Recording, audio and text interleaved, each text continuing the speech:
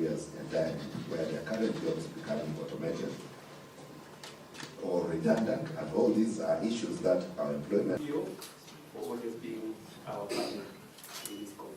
For now, I would want to invite our principal judge, Honorable Justice Raila Odinga, to make his remarks.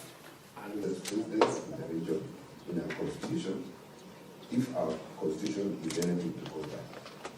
As such, the Employment Labor Relations Code must continue to operate.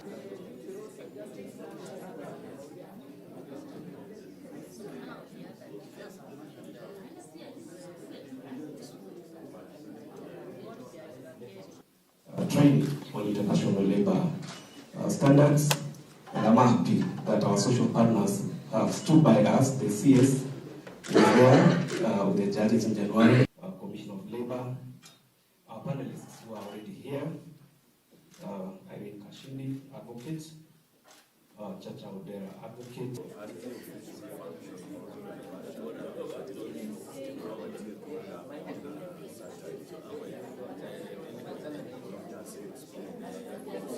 The evolving landscape of labor relations and strategies on how we can collectively navigate the challenges and opportunities that lie ahead.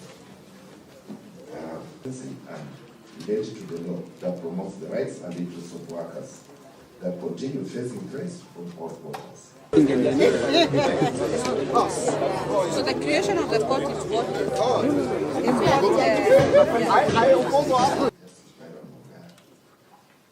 Chief Executive Officer of Federation of Kenyan Employers, distinguished guests, ladies and gentlemen, good morning. Good morning. Promoting ethics and integrity and resourcing the Employment Labor Relations Code, we can collectively advance the cause of social justice and labor rights. Thank you very much. Social protection and collective bargaining rights for all workers regardless of their employment status. Moreover, as custodians of justice, we must... On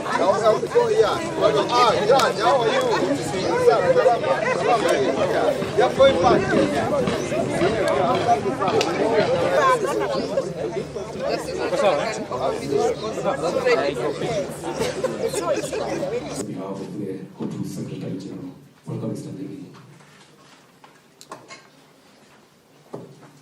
Our partner within the judiciary, that is the Court of Appeal. The Court of Appeal has been attending our functions, and thank you, Honorable President, for always.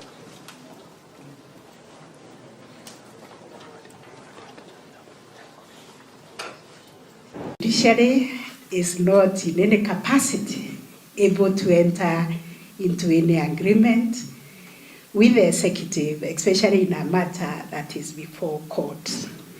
The judiciary was not a party in that cause, and I tried myself to look at the clip where His Excellency the President was quoted to have said he entered into an agreement with the judiciary. I'm a judge, I'm not a communication expert, but all I could say or deduce from that conversation is that it was taken out of context or there was misinterpretation, because what His Excellency was saying is that he agreed with the judgment of the court that gave directions on what needed to be done to create a framework on how to administer the housing levy. And what he was telling Kenyans is that the executive has complied with the directions given in the judgment to come up with a framework, which is the Housing Levy Act.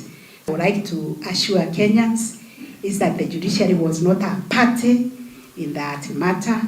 The judiciary was discharging our function of determining a dispute which was before us.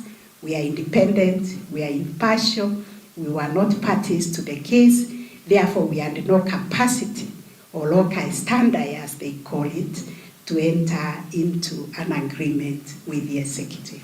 In the first half of 2023-2024 financial year, this court posted a a rate clearance of 166% of the cases that were resolved. This was really commendable, because in the same period, 2,060 cases were filed, and you were able to resolve those 2,060 cases in terms of numbers, and went beyond, actually, because you resolved 3,414 during the first half of this financial year. I would be remiss of me to conclude without addressing the question of the proposed constitutional amendment that seeks to merge the two special rights courts of equal status with the High Court. I understand this discussion is live, and I have already written to the leaders of our parliament expressing the judiciary's position, opposing most vehemently the mixed grill approach as proposed in the proposed constitutional amendment as not being ideal. There was an informed reason why Kenyans during the constitutional making process demanded for a specialized attention to the areas of employment and labor relations, and also environment and land. And that rationale has not gone away. We are just scratching the surface to deal with our labor issues, and therefore we cannot revert to the old practice where the cases of labor were piling up in our system. The contribution that we have seen from the two courts is a testament to expeditious delivery of justice, and also the development of a robust jurisprudence in these areas of special concern to Kenyans that actually justify the continued existence of the two specialized courts. So rest assured that we will not allow any amendment to the Constitution to take away our labor and labor. As a ministry, you have afforded us much relief in the many landmark decisions on diverse and complex matters without mentioning any in particular. We also the types of employment, organization of work, employment relationships are quickly evolving, and there is no doubt there is need to adjust the legal framework for promotion of justice, equity, and industrial peace and harmony.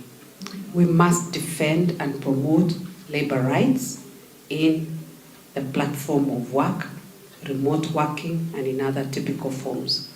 Our laws need to accommodate all workers without distinction, and to ensure that all workers are afforded dignity, security, and fair treatment.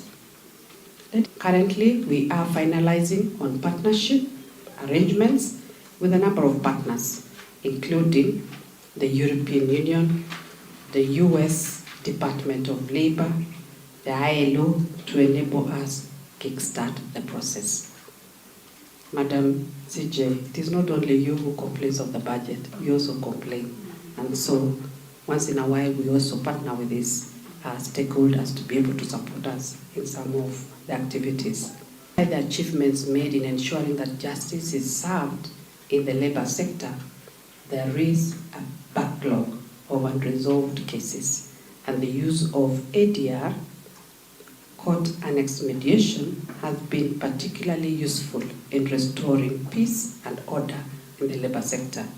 We need to enhance our efforts towards this direction, and we will be inviting you soon for a social dialogue forum to explore ways and means to achieving the desired results, especially within the pre-court process. It is imperative that we address the existing hurdles urgently to ensure that citizens are not denied their constitutional right to access justice. Over a period during the financial year 2023-2024, July to December 2023 only, the caseload statistics report that I looked at showed that the court, that is my court, the Court of Appeal, had 8,443 pending civil appeals. And of those pending appeals, 1,334 are appeals emanating from the 21 judges of the Employment and Labor Relations Court. From Nairobi alone, over that 6 months period, we received 891 appeals. And these are appeals that are coming to 2 civil benches, literally coming to 2 judges, because we have only 2 civil benches in Nairobi.